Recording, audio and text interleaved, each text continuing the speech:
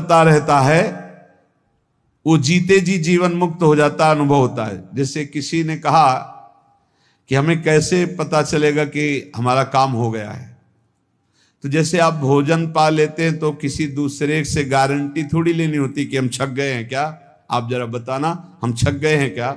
नहीं, अपने हृदय में आ जाता है कि अब मैं तृप्त हो गया। ऐसे ही अपने हृदय में आ जाता है कि मेरा काम हो गया, अब मेरा जन्म नहीं होगा। ये हृदय में आ जाता है, अपने आप अनुभव में आ जाता है। जब स्वरूप बोध होता है तो किसी और से सलाह थोड़ी लेनी होती है, वो अपने आप अनुभव में आ जाता है।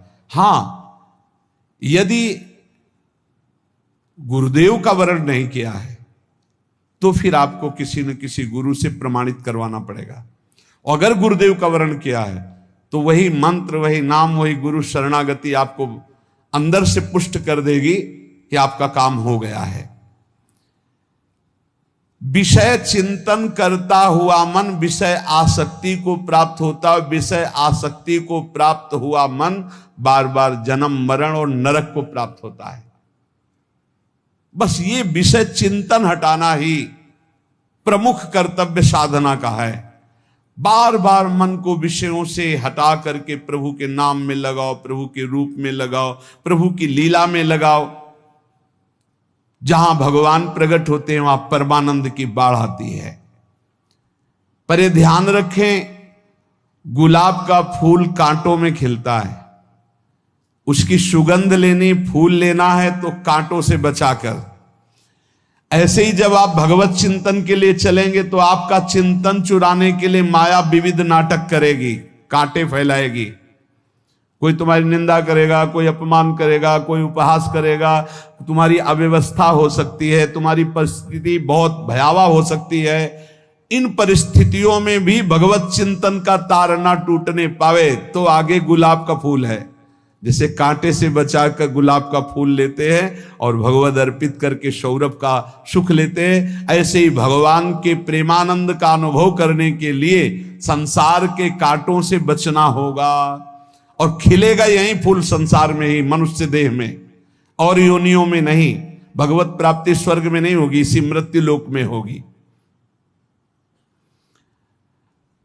पहले मन नहीं लगता भगवत चिंतन में, भगवत चिंतन जबरदस्ती करना पड़ता है। भगवत चिंतन जे ही प्रारंभ करोगे ते ही बहुत बाढ़ आ जाएगी पाप चिंतन की। ध्यान दीजिए, बहुत लोग प्रश्न करते रहते हैं कि हम जब भजन में बैठते हैं तो बहुत गंदी बातें आती, मन बड़ा चंचल होता है, भाग जाता है। ऐसा प्रारंभ में जब कोई भगवत चिंतन प्रारंभ करता है तो उसका मन विषयों में भागता है, गंदी बातों में भागता है। अब लोग कहते पहले तो हमारा चिंतन बढ़िया होता था, अब चिंतन नहीं होता। तो कोई सिद्ध पुरुष थोड़ी हो गए, तुम्हें जबरदस्ती चिंतन करना होगा। जगत के प्राणी में जहां मन जाए तो इसमें भी भगवान, पदार्थ में मन जाए तो उसमें भी भगवान। जहां जहां मन जाए वहां वहां भगवान देखो, या मन को हटाकर नाम मंत्र में लगाओ।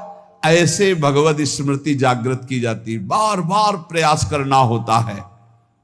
कई लोग ये प्रश्न करते हैं कि हमसे बड़े पाप हो गए तो क्या हमें भगवान की प्राप्ति हो जाएगी? तो यहां कह रहे हैं भगवान किसी के पूर्व जीवन को नहीं देखते हैं, वर्तमान के भजन को देखते हैं। पकड़ो इस बात को। अगर वर्तमान में आज आप सुधर गए हो, नाम जप कर रहे हो, तो आप भक्त हो। ये गीता जी में भगवान ने कहा, अपिचेत सुदुराचारो भजते माम अनन्य भाग साधुरेव समंतव्या सम्यक व्यवसिता। ऐसा बहुत दुराचारी पहले रहा है, बाद में उसके मन में आ गया कि भगवान के सिवा हमारा कोई कल्याण करने वाला नहीं, हमारा कोई नहीं। तो भगवान कहते हैं मैं उसे साधु ही मानता हूं, उसे साधु बना देता हूं। भगवान किसी के पूर्व जीवन को नहीं देखते। बहुत बढ़िया बात है। कल तक हम क्या करते रहे भगवान नहीं देखते, आज क्या कर रहे हो ये देखते हैं। यदि आज आप भजन में लग गए हो, अच्छे आचरण कर रहे हो, तो आपको भगवत प्राप्ति हो जाएगी। भगवान ये नहीं देखते कि पूर्व में पुण्यात्मा रहा है कि पापात्मा रहा है। भगवान वर्तमान में देखते कि मेरा भजन कर रहा है, बस इसी से कल्याण कर देते हैं। पकड़ो इस बात को, तो कभी प्रश्न नहीं उठेगा कि क्या हमको भी भगवत प्राप्ति हो सकती है क्या। हमारा मन यदि श्री भगवान को चाहने लगे तो श्री भगवान हमारे मन में ही आकर बस जाएंगे। भगवान की रूप माधुरी में मन डूबने लगेगा। यथार्थ सत्य, जो भगवान से थोड़ा भी प्यार करने लगे हैं उनके हृदय में भगवान की उनकी भावना के अनुसार झलक आने लगी है। हृदय में प्रभु के आते ही अनंत जन्मों के संस्कारों का नाश हो जाता है। इसलिए तुम अपने पहले वाले घृणित जीवन को याद भी मत करो और उसको सोचकर जरा निराश भी मत हो।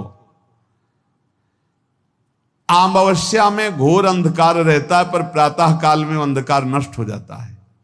ऐसे ही नाम का उच्चारण करते ही तुम्हारे जितने पाप अंधकार हो सब नष्ट हो जाएंगे।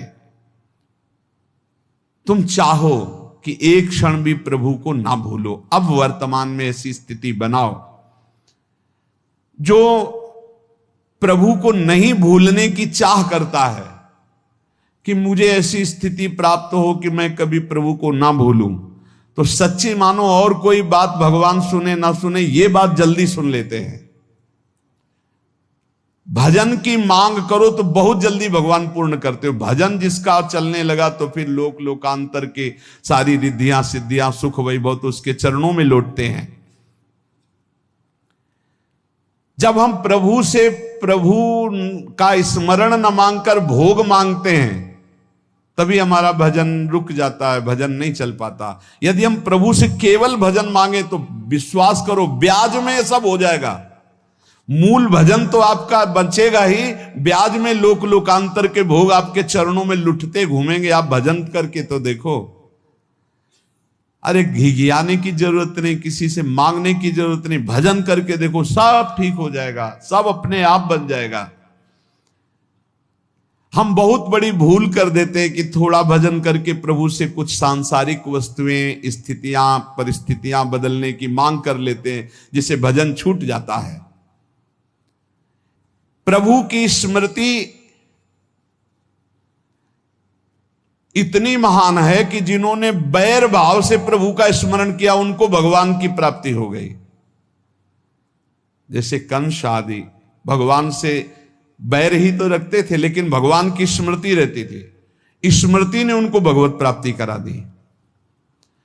स्मृति में महान सुख है, पर वो जब भक्ति रस से युक्त स्मृति होती तब माधुर्य रस प्रेम रस का अनुभव होता है। कल्याण तो वैर भाव से स्मरण करने वालों को भी प्राप्त हो गया।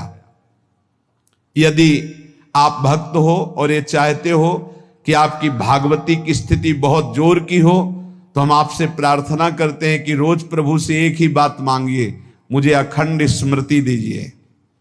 अर्जुन जी को पूरी गीता जी सुनने के बाद यही मिला, नष्टो मोहा स्मृति लब्ध्वा। स्मृति,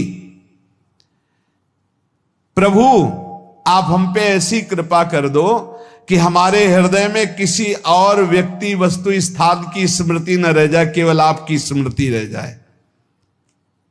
ये चाह भगवान बहुत जल्दी पूर्ण कर देते हैं यदि उपासक हृदय से ये बात मांगे। भगवान की कृपा से ही ऐसा हो सकता है कि अखंड स्मृति ये कर्म फल से नहीं मिलती है। प्रभु के प्रति निर्भर होकर जो दैन्यता पूर्वक प्रभु से मांगता है और हर समय अभ्यास करता रहता है भगवत स्मरण का, उसको ये स्मृति मिलती है। और स्मृति मिल गई तो इससे बड़ी कोई स्थिति नहीं, हर समय भगवान का स्मरण। प्रभु से मन प्रतिपल नया नया स्वाद लेकर के आसक्त होता रहता है, नवम नवम। प्रभु कभी बासी नहीं होते। जैसे किसी व्यक्ति को देखो तो देखते देखते मन हट जाएगा कि देख लिया बहुत सुंदर है, ठीक है, लेकिन वो एक दिन मन हट जाएगा।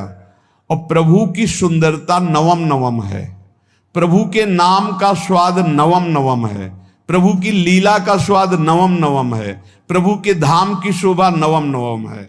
जैसे आचार्य महाप्रभु हरिवंश चंद्र जी कहते, नयो नेह नवरंग नयोरस नवल श्याम वृषभानु किशोरी नव पीतांबर नवल चूनरी नई नई बूंदन भींजत गोरी नव वृंदावन हरित मनोहर नव चातक बोलत मोर मोरी नव मुरली जो मल्हार नई गति, सब कुछ नया।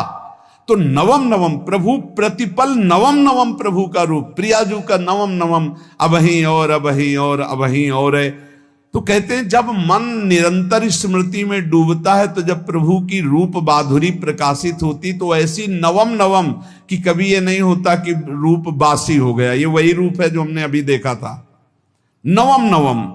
इसलिए आनंद की उफान आती रहती है उपासक के हृदय में।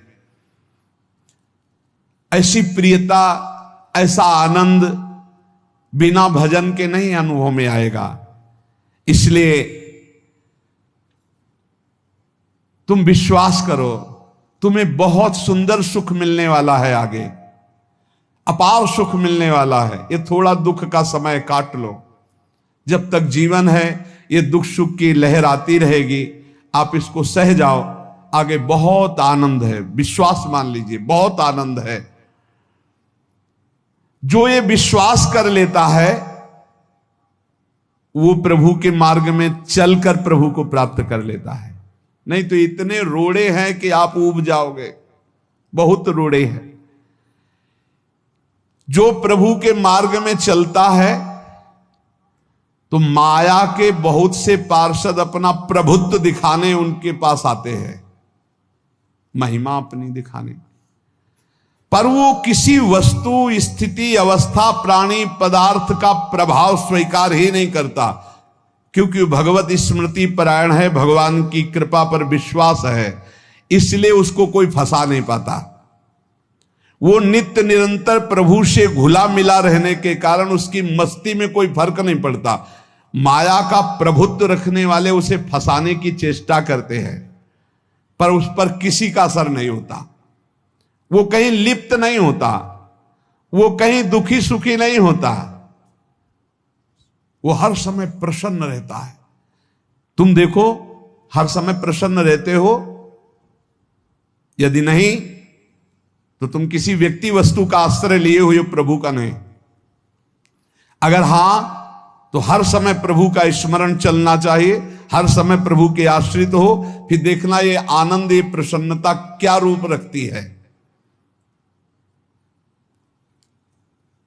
बड़े बड़े मस्त संतों को देखा, मस्त एकदम ऐसे उन्माद में मस्त। उस सुख के लिए ललचाओ, कब तक जन्मते मरते रहोगे, कब तक बार बार दुख भोगते रहोगे, कब? बड़ा प्रपंच है ये। भगवान का स्मरण परम पुण्यात्मा पुरुष का हृदय माना जाता है। बहुत पवित्र हृदय, बड़ा पुण्यात्मा हृदय जिसमें भगवान का स्मरण। भगवान का विस्मरण पापात्मा पुरुष, भयानक विपत्ति दुर्भाग्य आते हो।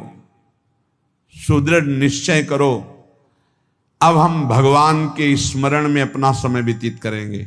मेहनत करो, कार्य करने के लिए कोई मना नहीं। आप नौकरी करो, किसानी करो, व्यापार करो, पर अंदर अंदर भगवत स्मृति ही सबसे बड़ी स्थिति है। अब चाहे हम जीवित रहें, चाहे हमारे मरण जैसी विपत्ति आ जाए, चाहे सब हमसे हट जाए, चाहे सब हमको नमन करें, अब हम दृढ़ निश्चय करके केवल भगवान के स्मरण करते हुए इस संसार के बीच समय व्यतीत करेंगे। अब हम चूकने वाले नहीं, ये नियम लीजिए। चाहे जीवन रहे या ना रहे, चाहे मरण जैसा कष्ट आ जाए, चाहे सब वियोग हो जाए, सब चले जाए, चाहे सब संयोग हो जाए, सब नमन करें, अब हम प्रभु का स्मरण नहीं छोड़ेंगे।